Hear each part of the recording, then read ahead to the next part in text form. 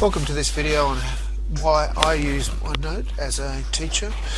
My name's Nev Goodyear. I work at Bradfield Senior College, and so on my screen here I have a OneNote file. I can open up the left panel and I can just have, let's go through a very quick summary of what's in this. This is actually the OneNote file that I am using for this presentation. It's feeding from a SharePoint site, a SkyDrive account, and so I can look at the same file here. Any student who does not have OneNote on their laptop or device can look at it straight from the web. Now I have, whenever you open OneNote, there is this personal file, and it's got some information about OneNote in it that you can look at. Very informative. That is just on your C drive, so if you go to another machine, if you add pages here, go to another machine, you won't find them. Now this is a workplace tech class that I have. If I click on here, I've got information, full folder structure in there for workplace tech.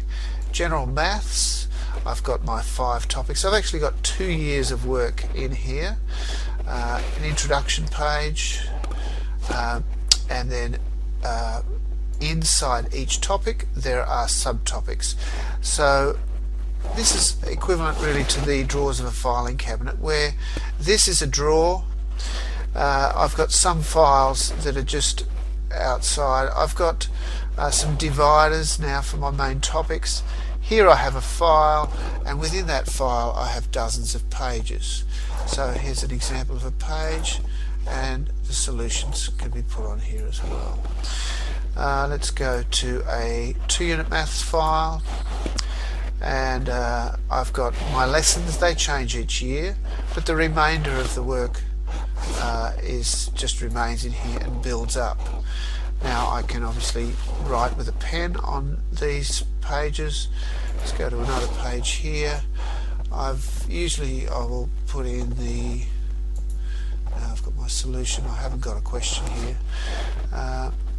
I'll usually have the question blank so that I can rewrite it each year. Let's try this one. Yeah, I've got a question here. Let's make it full screen. Let's reduce that panel so that we can see it. I've done a little bit of an explanation, my writing's messy, of the reasoning here, and then I've got a solution in here. So students can come back at any time and have a look at this. I can't show you the web version because this is sitting on our school SharePoint server and not accessible by people outside. Now I'm going to go back to my list. Let's open that panel. Let's close general maths. Oh, sorry, that was 2-unit maths.